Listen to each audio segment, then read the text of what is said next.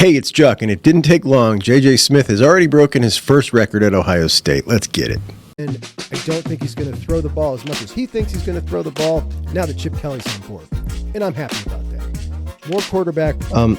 The truth is, Ryan Day has made a change philosophically, but it's none of those. You all know who wins. LSU is the drunkest fan base in the country. So Pro Day was Wednesday, and the last time that the guys who cover the team got to see Devin Brown and Will Howard throw was practice number 1 of spring. Now, practice number 1 of spring was Will Howard's first ever practice at Ohio State, coming from a smaller high school, a lower recruited guy who played at Kansas State, and he played in some big games, but all in all, playing at Kansas State is nothing like playing at Ohio State. So his first ever practice at Ohio State, he comes in, splitting reps with 4 other quarterbacks, and one of them is Devin. Devin looks better. Will doesn't look so hot. And that was pretty apparent, not just from the little video clips we got that came out from that practice, but from the guys who report on the team, most of which went in thinking Will is probably going to be the starting quarterback and came out of that practice number 1, saying, I think now we got a quarterback battle. And I think that that was a real eye-opening practice for a lot of them. And I think Will probably looked worse in that practice than they let on. You know, they didn't want to trash him. Well, Will confirmed that at the end of Pro Day. Now, Pro Day, now we're talking just these two, not splitting reps, and this is a pressure-filled situation. So they're not just throwing all sorts of routes and trying to look good for these scouts, but they got guys like Xavier Johnson who's trying his best to show off for these scouts and get a potential shot at a professional football career. So that's a lot of pressure for a teammate, you know, when you're a quarterback and you're trying to make this guy look as good as possible. You want to give him the best ball so he can showcase his talent. By the way, I love Xavier Johnson. The Browns are talking to him, and I hope that happens because I think that there's going to be a lucky team out there that gets Xavier Johnson, and I hope that he gets a shot. But Will Howard looked much better. There's no doubt about that. And he even came out and said, practice number 1 was horrible for me. I came out. It was the worst day I've ever had throwing on air. And I believe it because the reaction from it was pretty bad. And I could tell that those guys were holding back. But definitely did a much better job yesterday. So that was great. And Devin, what we heard from the guys yesterday the guys Wednesday that saw Pro Day was just about his arm strength. They went on and on about his arm strength. And I hearken back to something I said earlier on when we talk about Devin's arm strength, is that not every pass requires maximum velocity, and Devin throws every ball with maximum velocity. So they also said that Devin missed a lot of intermediate routes, and that's not surprising. That's something that we noticed when we saw him on the field, in the limited action that he's gotten to play. That's where he struggles. He struggles on the short stuff, the easy stuff. Could that be because he just can't put any touch on it or refuses to, or if I don't know, man. We haven't seen enough to really make a determination on that, but you know, it's something to think about because we always hear about his arm strength. And I think much of that arm strength is overrated. I think you need a strong enough arm in college, but as a college quarterback, that is 1, 2, 3, 4th on the list of attributes I want to see in a quarterback is the cannon arm strength. It's just not that important. You need a strong enough arm, and Will Howard has a strong enough arm to hit deep routes. I've watched him. I've seen it happen live. So it's there. Devin's is definitely there too. But, you know, I don't know, man. We'll see. But I just got a feeling that you just feel like with Devin, the excitement around him for that arm. And, you know, when you watch him in high school, you know, what's missing that he can't run away with these jobs? I just don't get it. I don't get what's missing because the dude's got a ton of talent. But this is going to be an exciting quarterback competition. And it's going to go on for a long time. And we're going to be talking and arguing about it for a long time. And everybody's kind of camped up. I don't have a camp. I'm rooting for Devin. No doubt. But I think Devin will not win the job because I just feel like something's off and something's not clicking. And Will Howard got in here to be the starter. But I hope I'm wrong, because Devin winning this job after they brought in Will Howard would be a pretty cool story. And Devin's been a very loyal Buckeye. And Will Howard seems like a guy who would be really supportive. But wow, what a mistake he would have made if he transferred in here and didn't end up starting. I am somewhat starting to pull off of my initial stance that he was probably giving a little wink and a nod that he was coming in here starting. Hey, it just wouldn't make much sense to me for him to make that decision. But the more we see things play out, I think maybe I was wrong on that. I think I might have been wrong. So I'm not man enough to admit it. Hey, I'm just speculating like everybody else here, right? But definitely rooting for Devin. I sure hope that he can figure out these intermediate routes, because missing the easy stuff, nothing will get you benched faster and nothing will get you hated more by your fan base than missing throws that I could make. You know what I mean? That'll do it real quick. That'll irk some fans. We want the easy stuff. But so CJ was at Pro Day, and that was a surprise to everybody. They didn't know he was coming. He said he came up to support the guys. What an incredibly classy thing to do, number one. But something else he did while he was there just blew me away, and the people in attendance that told this story. But he obviously was bombarded by the media as soon as they were done. They all wanted to come straight up and talk to CJ. And CJ said to them, "I'll talk to you all, but first, please go talk to the guys who just worked out." Now, obviously, an incredibly classy move, but what blows me away is that this is a 21-year-old guy who's even conscientious enough to think that in the first place. Like, just to think, like, oh, wait, go talk to those guys first. I don't know, man. I wasn't thinking like that when I was 21 years old. The dude's he blows me away. He's just such a great representation of us. And so is Mr. Marvin. And Mr. Marvin got trashed yesterday. And I'm getting sick of it. I've been sick of it. But they're going over every way. Everybody's trying to bring him down outside of Ohio State. He didn't work out. This was tweeted and reported all over the place by the national type media that Marvin Harrison didn't work out at Pro Day after he skipped his press conference in the NFL Combine, which we went over, which was total hogwash. He wasn't even in town. They never corrected that story, by the way. So yesterday or Wednesday, he doesn't work out at Pro Day, and that gets a bunch of headlines, and it gets a bunch of really stupid comments. People saying he needs to work out. Nobody cares what happens at Nebraska or Northwestern. They want to see what you can do. And I'm just blown away by the idiocy of some folks, man. I mean, we've literally got technology now that we see popped up all the time, right? This guy ran 22 miles an hour on the field. They've got technology to test him in agility that these guys are wearing, and they can track them doing everything. So why in the world will what someone runs in a 40-yard dash from a sprinter's stance, that doesn't even correlate to football? Like, we've got the perfect data from these guys on the field. So honestly, I think that the whole combine infrastructure and the way they do all this stuff is going to be pared down greatly to a much smaller set of things, tests and everything in the future, because they have better data that they can just get without having them come and do all this jazz.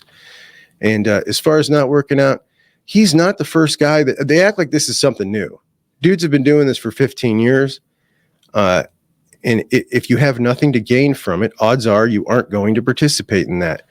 It has nothing to do with anything. It doesn't say anything about your character, though. If you go ahead and play like Cade Stover did, it'd give you a character boost, I think, to most football fans. But it certainly, nobody holds it against these guys when they sit out bowl games.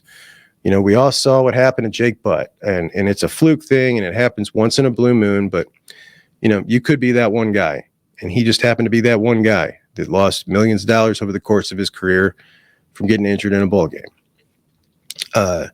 So Marvin sits out the bowl game, sits out the combine, sits out the pro day, and each time the vitriol towards him has gotten worse and worse and worse. This doesn't happen to receivers who do everything right in their entire career that aren't at Ohio State. This is specifically directed to the big bad Ohio State in taking it out on this guy who's just the nicest guy and the hardest working guy that I've ever seen. You can't, I mean, look, you could say there's some people who might have worked as hard as Marvin Harrison at Ohio State. You can't say anybody's worked harder. This guy literally lived in the building in his free time. Friday and Saturday nights, this guy was there working. So just another display of absolute idiocy by the NFL media types and a lot of people who are in the comment sections of their tweets, in their articles. I saw one on The Athletic. I saw Browns fans saying things bad about Marvin and not working out at the pro day. It blows my mind. It really does. So Marvin's going to go number 3, and he deserves that. And nothing that he did or didn't do from his last game at Ohio State to now is going to change that. The other day I was talking about Greg Scruggs. Now, Greg Scruggs is the new defensive line coach and former defensive line coach at the University of Michigan. That new Michigan head coach, Sherrone Moore, I don't even know if I'm saying his name right. Don't care. Won't be there long enough for me to need to pronounce it right. Hired to come coach his defensive line. The guy hadn't even got to his first practice at Michigan. That's how short he was there before he got himself a DUI in Ann Arbor. And for a Michigan coach to get himself a DUI in Ann Arbor, I said, I bet that guy wasn't just a little tipsy. He was probably pretty trashed. Otherwise, they'd have probably slapped him on the wrist and said, be about your way, coach. Turns out he was. This dude was twice the legal limit. He was parked in the middle of the road. Well, not the middle of the road, in his lane, but not moving. The car was parked with the hazards on. Cruiser pulls up to the dude, asks him what's going on, and in the police report says Mr. Scruggs thought it was 11 at night. It was 2:45 in the morning. So the dude was just blitzed out of his mind behind the wheel of a car. And I'm all for giving someone second and sometimes third chances. But when you do, you run a risk. And the risk is, if you're the boss, the buck stops with you. And the buck stops with Sherrone Moore on this. And he looks like a total clown for that. So as he should. I give people second, third chances, but if you read them wrong and they screw you, well, you got to deal with it. Now he's got to deal with it. So now he's out looking for a new defensive line coach. And much like the Buckeyes situation he's in, he's not going to get his first or second hire because nobody's first or second choice because nobody's jumping to go take a job right now and screw over their current employer. And he put himself in this situation by taking a guy that, had a past that might come back and bite him. And it's bitten Scruggs and it bit Sherrone Moore. And look, that's what you get when you hire a rookie head coach, man. This guy is floundering already. Lost my car. I mean, he's just floundering already. You can see it. And he's going to try to learn on the job and try and turn it around with a hard schedule coming up this year. Things are not looking good for them. And I've never, on my show, never once gotten into even any of the potential stuff that may come down the line for the scandal. That's not, and I'm not even talking about any of that. I'm just talking about the talent on the team, the coaching staff, the rookie head coach, the schedule coming up. They're done, man. That program is just going downhill fast. And hey, it couldn't happen to a better group of guys, to be honest. It really couldn't. So way to go, Sherrone. Good job on that hire. Don't care if I'm pronouncing your name wrong. You won't be there long enough for it to matter. So Jeremiah Smith comes in and sets the record already in the fastest time getting your black stripe removed in 4 practices. That record previously held by Carnell Tate last year with 5 practices. Carnell Tate, kind of a forgotten guy at the moment. We hear a whole lot recently about Brandon Inniss, and of course, JJ is on the top of everybody's mind around the entire country. But Brandon Inniss doing great. Carnell is the other guy, along with Emeka, that Brian Hartline said today that he is looking to play at all the receiver positions. So Mecca, Carnell, they're going to be moving all around. Brandon Inniss primarily going to play the slot, and Hartline said he really wants expertise by these guys in their position instead of being great everywhere, be an expert one place. And Brandon Inniss is embracing that. We heard Coach Day talk about Brandon Inniss the other day in his press conference and just praise him for his attitude. We heard after practice number 4, Hartline praising him and saying that for a long time, the wide receiver room has been full of such excellence on the practice field that they weren't even celebrating over big plays because it was just so routine. Not only that, but they just absolutely dominated the secondary in practice. It was just really a one-sided match. He said that it is not that way anymore. So that's great news that the defenders are playing so much better. And it's also great news that Brandon Inniss has brought, Hartline said, a whole lot of that fire back in practice. The attitude is picking up. They're celebrating again. It's just it's creating an environment that's really chippy between the defensive backs and the receivers. And he said it's fun, it's competitive, and practice has a different feel with the wide receivers and the DBs this year than it has in a long time. Many thanks to Brandon Inniss, who is going to be a real breakout star this year. That's becoming more and more apparent. But Brandon Inniss said of Jeremiah, the dude's just so amazing. He's got to play. We got to get him on the field. And it's looking more and more like that people are coming around to, I think, kind of what most of us thought already, that the diehard fans, having watched a ton of Jeremiah, that there's no way this guy's not going to be getting a ton of playing time. No chance. You just really can't justify it. There's no way you can keep him off the field. You just can't. And the folks who were naysaying that in the beginning, freshmen don't play, maybe he'll get a little bit of this, but he won't know the playbook, he won't know how to block. They're even coming around and saying, all right, I was wrong. This dude's definitely going to play. It's very clear by every time we hear one of the coaches or players talk, they're just blown away by this guy in a way we may have never seen at a place where we see the most ridiculous prospects come in out of high school in the country. And this guy is kind of standing alone. So pretty amazing. We're going to see a ton of him early. And I know everybody's just as excited as I am, but man, this is going to be something. This is really going to be something. And Hartline, he said that sometimes he's talking to him and he asks him, first off, he said amazing things about him.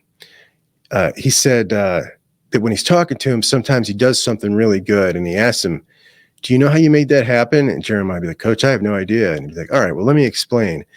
So he's explaining to him, the how and the why behind how he's able to do what he's doing and the plays that he's making. And it's just, you just think of this really raw kid with these amazing skills and Hartline just fine tuning him. It's going to be lethal. It's absolutely going to be lethal. Sonny Styles and CJ Hicks also spoke after practice number 4. And Sonny said, I thought this was interesting. Now, I was led to believe last year that he was playing safety at about 225, really having a hard time keeping his weight down. But he revealed today that he was actually playing at 235 for a lot of the season last year, which is just amazing that that he can move like that at safety at 235. That's wild. They asked him, like, can you finally eat now? He's like, I mean, I was at 235 last year. I don't know if you guys thought I was at 225. The dude's funny, man. He's cool. But that's really impressive. And as far as CJ Hicks, in his interview, he really seemed, I don't want to say bothered, but he doesn't like the thought of him and Sonny competing for this spot, even though they are competing for that spot. But Sonny's his roommate. Sonny's his best friend. They talk after every play and help each other out about what's going on out there. And that's great. That's the way it should be. But they're definitely competing for the spot. And it seems like the coaches are now talking about maybe trying to get them out in the field a lot more together. But they're also trying to play some DB heavy sets too. You can't have everybody on the field together. I mean, I guess it's nice to think about and keep everybody positive and in that mode that we're all going to play a lot, but there's going to be some guys left out here of this equation. We're just going to hope that they rotate a lot. and everybody is up to speed. So everybody's got the right attitude. But the big takeaway after 4 practices is all the coaches are really excited. Ryan Day looks really loose and happy. Everything that we see coming out of there looks top notch. The talent looks amazing. And the team is shaping up just as we hoped that it would. Carson Hinsman lined up at center again today. That would be really cool if he was able to beat McLaughlin out for that job. I'm getting way ahead of myself here, but that would be cool.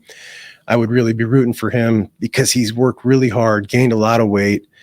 That would be cool. But hey, there's a ton of way to go. And the competition is great. The DB wide receiver competition is great. Everything is looking perfect. Like, it's just perfect. The quarterbacks are pushing each other. They're both going to be starter ready when we hit the season. This is going to be the Las Vegas favorite when the season hits, I think. I really do. And this team is definitely capable of winning that playoff next year. And I just can't wait. I am so sick of Ryan Day getting trashed in circles all around college football world. Hey, it's Chuck, and I got 1,000 horror stories from offshore shady sports books, crappy sports books when they first got legalized.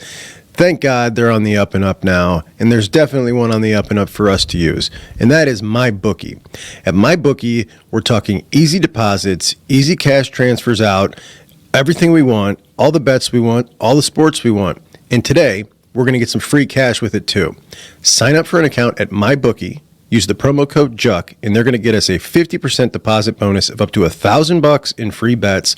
And we can use it on the tournament. We can use it on college football.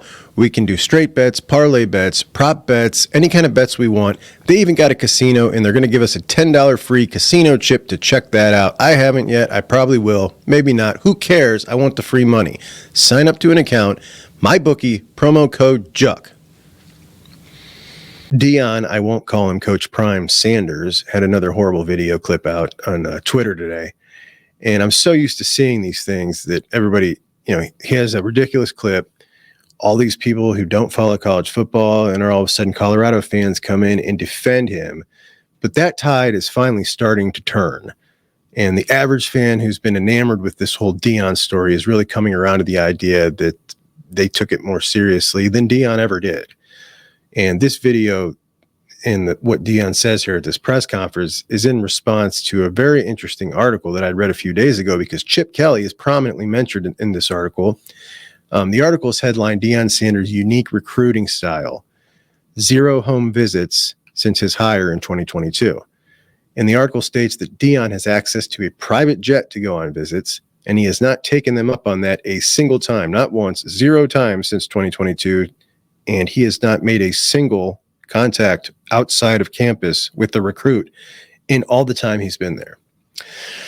For comparison, the article cites that from December 1st, 2022, so the same time period Deion's been there, Jim Harbaugh made 145 off-campus visits, Steve Sarkisian 128.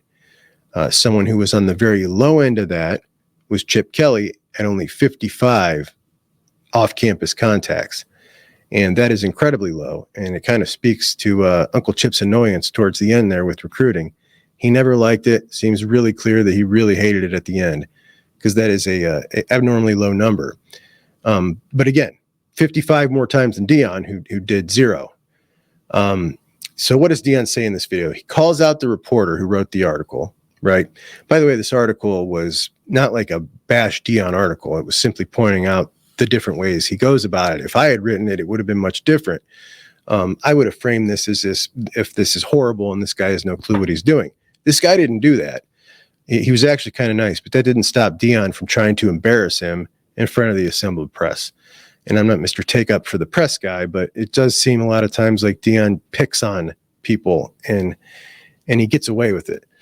So he starts off by saying that he confirmed that it's true. He hasn't taken any visits to see any kids. He hasn't made any contact with kids off campus, because he gave four reasons why. Number one, he's a businessman and he's trying to save the University of Colorado money.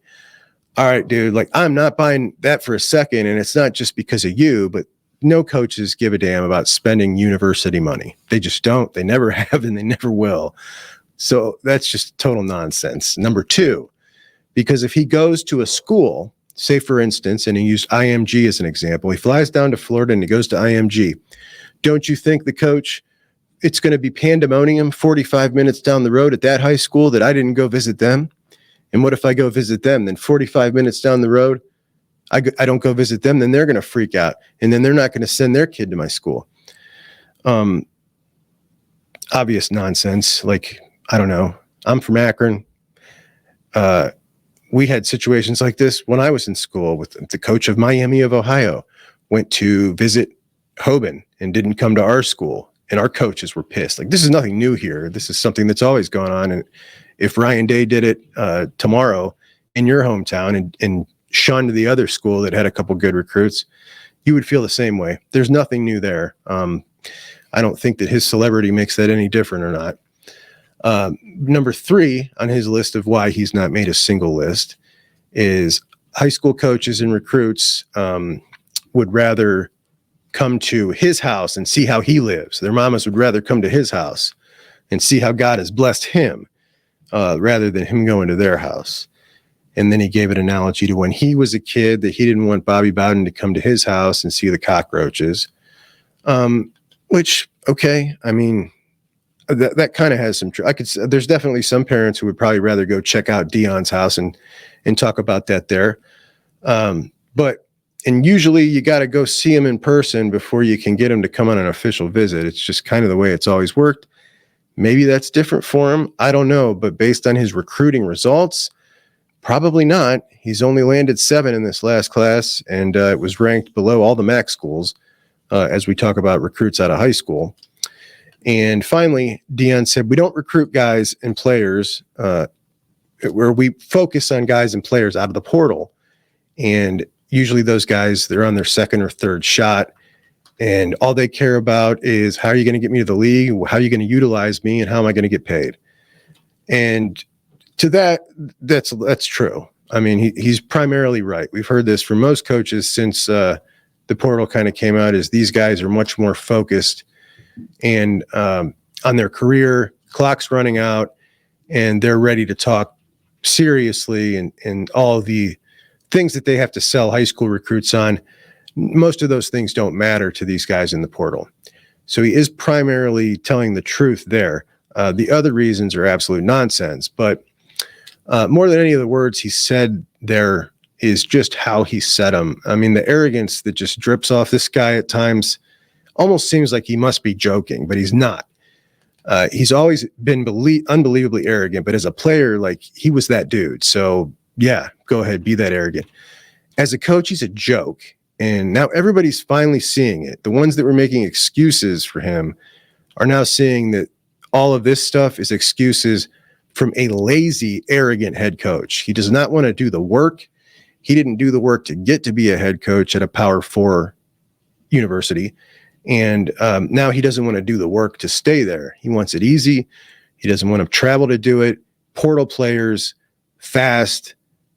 Look, a world-class athlete turned world-class narcissist, enjoying fun parts of being a head coach without the hard parts. And that's what he is, man. And it wasn't long ago that serious sports journalists were saying that schools like Florida State and Ohio State, what if they got Deion? And the logic behind that claim was, it would be a great move because he could go and get recruits anywhere he wanted. Nobody would say no to Deion if he was at a top institution, a big-time football power. Hell, he got a 5-star to commit to Jackson State, and it's true. And to a certain extent, if he worked hard, he could probably do that. He could probably do it right now at Colorado. But it would take even 15% of the effort that most coaches put in. And he still won't even give that. And as we know, he only signed 7 kids and 25 portal kids in his last class. And these poor Colorado fans, man, that program used to be good. Then they fall into total irrelevance. Then they get all excited when this guy comes in. They get the season last year where it's just crazy amounts of buzz. They got all these new fans coming in, invading their space, which that would bother me. That would really bother me if I was a Colorado fan, for most of my life. And then all these new Johnny-come-latelys came and joined on. I wouldn't like that at all. But they get all excited. They get these, cool new players, and only to find out that this guy is nothing but a huckster. This isn't going to end good, but I can't wait till it does. And this crap is out of the sport that I love. I can't take that, dude. I cannot wait until it just burns down. And I promise you, I'm not going to bring it up again for a long time. I know I brought it up again last week too. I won't bring it up again. I don't want to be someone who says I can't stand everybody talking about this nonstop and then talk about it. But man, okay.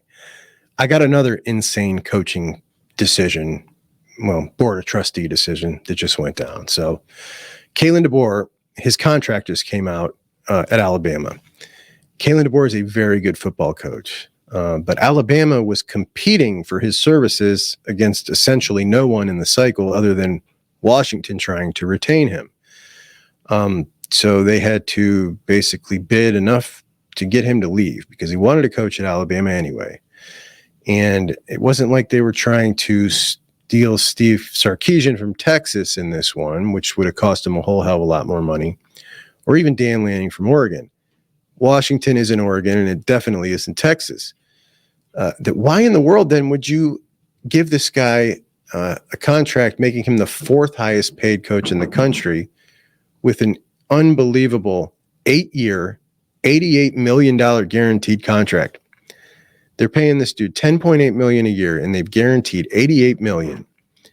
3 coaches in the history of Alabama have coached the team for 8 years. It makes absolutely no sense. It sets themselves for one of those massive buyout discussions if things turn south. You remember what a zoo it was for the Texas A&M and the Jimbo buyout discussion. That thing went on for 3 years. And it seemed at the time like everybody kind of learned their lesson about how to structure these contracts. And when you're essentially bidding against nobody, I just don't see what the incentive was to give him this 8-year deal. It's just unbelievable to me. But I mean, hey, they successfully got Kalen DeBoer or Caden Proctor to come back from Iowa. Their NIL's picking up. They've taken in a lot of money. Nick Saban didn't need to have a robust NIL to operate Alabama the way he wanted to, because he got the Saban discount, which is guys just wanted to play for Saban. And now they need it. And that's been made clear by guys like, Naeem Offord leaving Birmingham to come to Ohio State. Their current class has 6 guys in it. 5 of them are from Alabama. So they're just not recruiting well in the South right now. So they're going to need to start paying, and they're committed to doing that. But Kalen DeBoer is entering year 1 with a pretty good roster, but definitely not a standard Alabama roster. And he's implementing all his new stuff. I think that he's going to have a good year, not a great year. And I think he needs a great year before he can turn around the attitude of these recruits down south, the best of the best, the ones that want to go to Georgia or Ohio State or LSU on some end, much more than they want to go to Alabama right now. Even Texas, I think, is above them in the pecking order right now. And I don't think he's going to be able to capture that until he has a great season. And I think that before he has that great season, Ohio State will have had 2 great seasons already and will have really cemented themselves as that team at the top with 1A and 1B with Georgia.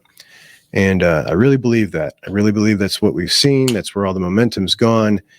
And all it's going to take now is for this team, with this crazy amount of energy in Columbus, all these positive things and this positive momentum, to finally kick in the door under Ryan Day. And once they do, it is built organizationally to stay there for a long time.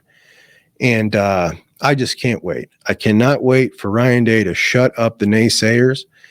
And I'm rooting for this guy harder than I've ever rooted for a coach in my life, because he's just been so maligned, so bashed unfairly, in my opinion. We talk about anybody can win at Ohio State. All you got to do is, anybody can come in and win, 9 games. 9 games is the floor at Ohio State. So those regular season games against the other Big Ten teams don't count. Anybody would win them. Like, we've seen people lose them. We've seen everybody have a hiccup now and again. We were just talking to Kirk Barton the other day. 2007, the loss to Illinois. I mean, like, things like that haven't happened under Day. Urban losing to Purdue, losing to Iowa. Day has not let those things happen. And there's something to be said for that, man. He brings them to play every week, and he never has those inexplicable losses. They don't happen. Yes, those guys won big games more than him so far, but just because he hasn't done much of it doesn't mean he can't do much of it. He just hasn't yet. And I think he's gonna. I think this is the team that's going to do it. And I think that we are going to be potentially in for a new golden era of Ohio State football under Ryan Day, and now with Nick Saban gone. And, buddy, I can't wait. So that'll be all for today's show. We've got Dylan Davis joining us on next show, beat reporter at Ohio State, to tell us what's been going on this week firsthand. Any questions you got for Dylan, put them in the comments, so I'll make sure we get them asked for you. And then this weekend, we're going to conclude my talk with Kirk Barton as we recap the national championship games from 2006, 2007, and then we go into all of what's going on in college football today. So thank you so much for joining me. Catch all the episodes in podcast version at any place you find podcasts, and I will catch you tomorrow. Juck on Bucks out. This day and age, it's inexcusable. It always has been, but with ride sharing, I'm just not clicking, man. Sometimes I get on here and I'm just flowing. I'm on fire, and sometimes I'm just. So the other day I was talking about Greg Scruggs.